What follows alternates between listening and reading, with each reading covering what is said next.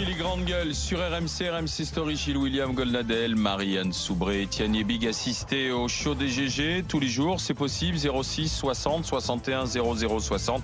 06 60 61 00 60 pour être avec nous demain par exemple avec Daniel Riolo, Fatima Idbounois et Johnny Blanc, notre trio de GG. Le monde de Macron, c'est parti. RMC les grandes gueules. Ce que je veux, c'est que vous alliez le faire gagner. Le monde de Macron. Vive la République, vive la France.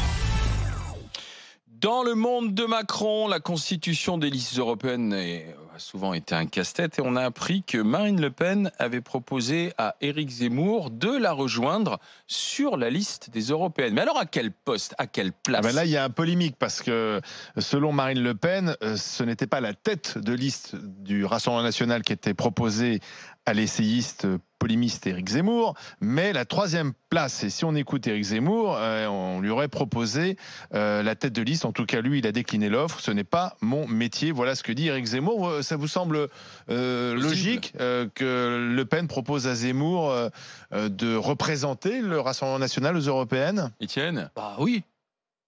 Oui, ça me semble tout à fait logique. Enfin, je veux dire, c'est pas plus ridicule que quand on offre une chanteuse une place sur une.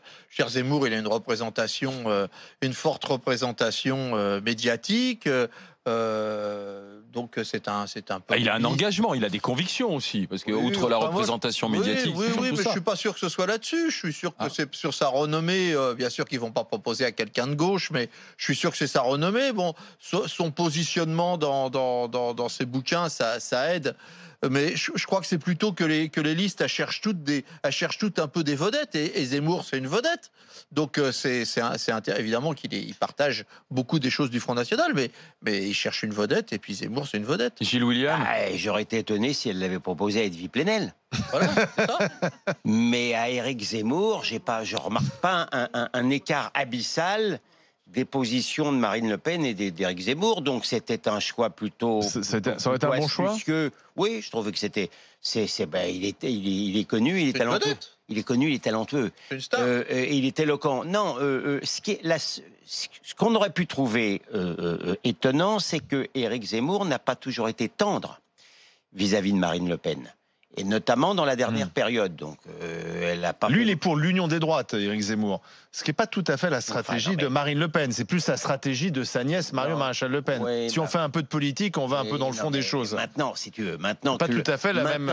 Maintenant que le stratégie. Rassemblement national est en tête à droite, ils sont moins. Ça suffit pas avec la proportionnelle, oui, mais dans un scrutin majoritaire, malheureusement, ils ne pourront jamais arriver au pouvoir sans alliance. Bien sûr, mais ils sont moins pressés que lorsqu'ils étaient en deuxième, position. D'une certaine manière, le vote utile à droite, c'est plutôt eux maintenant. Donc, effectivement, ils sont moins dans un scrutin proportionnel. Oui, d'accord.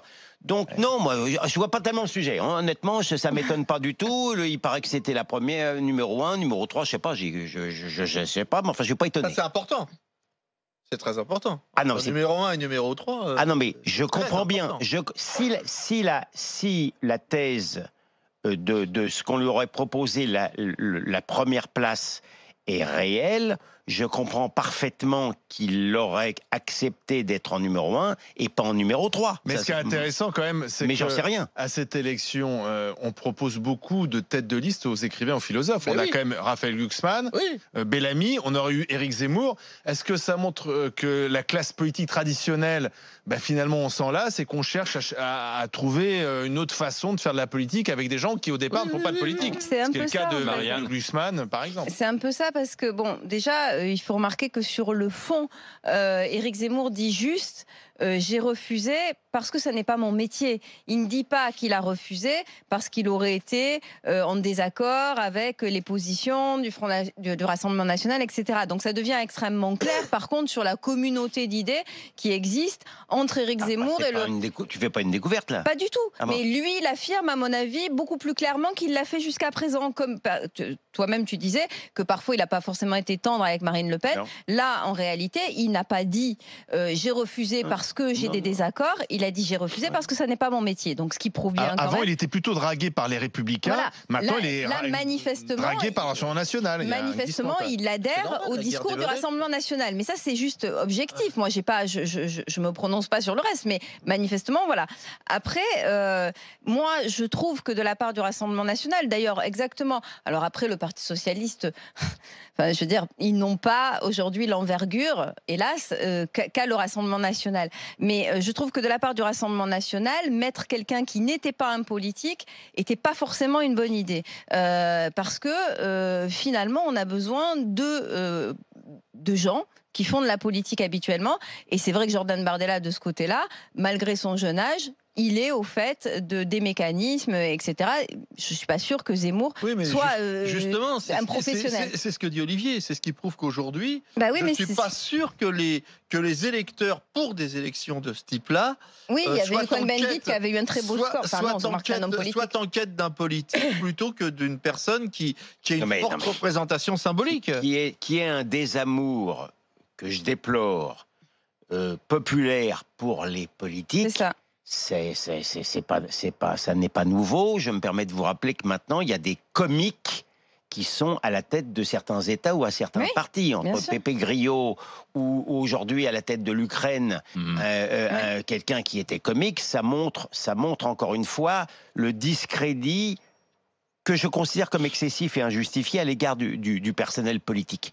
Voilà, moi je pense que le personnel politique n'est ni plus ni moins critiquable que le personnel médiatique, que les avocats, que les facteurs. Oui, mais quand on va chercher des philosophes, des écrivains, ça dit quand même quelque chose du rejet des politiques traditionnelles. Oui, mais aussi ça pourrait aussi vouloir... Manon Bry, je pourrais même citer Manon Bry, qui est une militante associative, mais qui n'est pas une élue. Tu le vois par le côté négatif, on pourrait aussi l'imaginer par le côté positif, c'est-à-dire que les Français ont envie aussi on va voir s'ils ont vraiment envie de redonner à la politique quelque chose de la pensée. Étienne, on verra si c'est pour faire le même taux d'abstention qu'il y a 5 ans, ça sera quand même la démonstration que c'est pas forcément ça le problème. Maintenant, j'attire votre attention. Les appareils politiques se disent que peut-être il faut de l'intelligence et de la réflexion. Ils essaient de tirer les leçons du dégagisme, de l'arrivée de Macron au pouvoir, parce que finalement Macron, qui n'était pas un politique traditionnel, pas un élu, est arrivé en très peu de temps et a déjoué toutes les règles politiques françaises. Il fallait être un élu de 40 ans pour arriver au pouvoir. Ce qui est amusant, c'est que on ne le propose que pour les élections européennes. Bah oui. Non mais j'attire votre attention sur le fait que... C'est une casserole aussi. Excuse-moi, mais il me semble que Éric Zemmour, pas de casserole, mais il me semble qu'il a eu des condamnations quand même. Pas de casserole politique. Oui, mais quand même, je veux dire, c'est pas non plus quelqu'un qu'on ne connaît pas, qui aurait jamais été condamné par la justice. J'attire votre attention sur la professionnalisation de la vie politique n'est pas forcément une bonne chose. On peut parfaitement, je me permets de vous rappeler qu'un très grand homme politique était un militaire. Le général de Gaulle n'était pas un politicien. Donc, on peut parfaitement avoir deux vies aussi, avoir une vie intellectuelle et après avoir une vie politique. Bien sûr. Bon. Dans le monde de Macron, on a une association, l'association Women in Hollywood, qui reproche à Alain Delon ses prises de position homophobes, anti-migrants, et donc elle milite ou elle veut pétitionner contre cette palme d'honneur qui doit lui remettre à Cannes. Oui, alors la pétition, pour l'instant, on ne peut pas dire qu'elle rencontre non plus une vague d'adhésion sans précédent, mais elle veut remettre en cause l'idée que Alain Delon soit salué, célébré, commémoré comme il se doit par le Festival de Cannes, et le Festival de Cannes qui s'ouvre aujourd'hui. Donc il est quoi? Alors Alain Delon serait raciste, il serait homophobe. Et misogyne. Alors il serait homophobe parce qu'il s'est prononcé contre l'adoption par les couples gays d'enfants. Alors est-ce qu'on peut être contre sans être homophobe? Il est jugé raciste, il est jugé également violent, et donc tout cela, c'est un procès qu'on fait à Alain Delon. Il ne serait pas digne de recevoir les honneurs du Festival de Cannes. Qu'est-ce que vous en pensez? C'est très américain, hein, c'est très américain. C'est-à-dire à un moment, une association monte un dossier sur une personne et puis va étudier sa bio et va retrouver. Alors là, vous voyez, tout à l'heure, c'est marrant, on parlait du patriotisme. Moi, alors là, je suis pas un fan du tout d'Alain Delon. Mais alors qu'une association américaine vienne mettre ses pieds à Cannes en nous disant... C'est un festival international.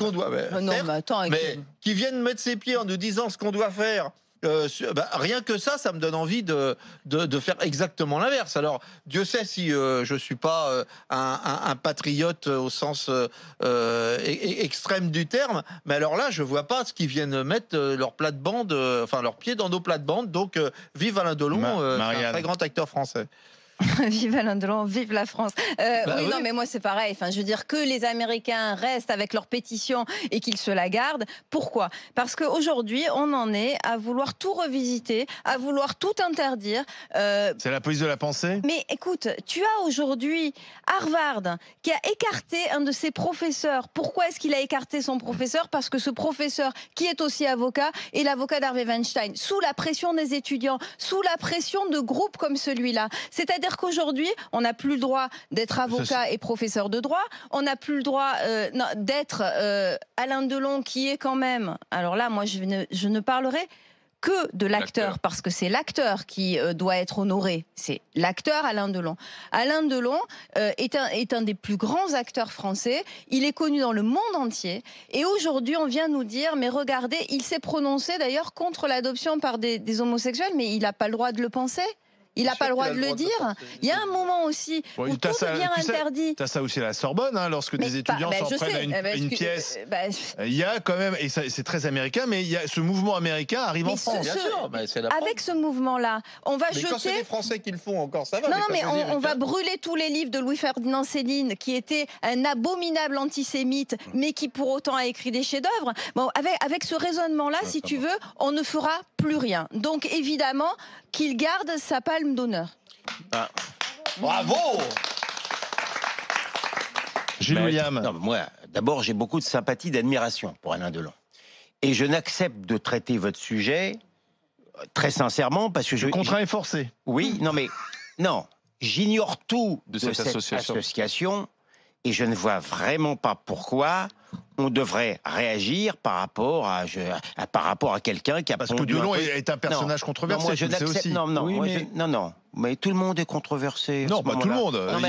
Non. Alors justement. Non, mais Alain Delon, c'est toujours quelqu'un qui a des prises de position un peu tranchées. Oui, mais tranché, mais pardon, mais tranché, ça veut dire quoi tranché? Non, mais pardon, je n'accepte de parler du sujet parce que ça en dit long sur certaines associations, américaines ou pas, je sais pas, parce qu'il y avait des gens qui refusaient qu'on visionne les films de Polanski à la Cinémathèque française. C'était pas des Américains, ça. Et qu'on lui remette un César. Ça montre l'intolérance qui existe, pas n'importe où, mais dans une portion de l'extrême gauche aujourd'hui.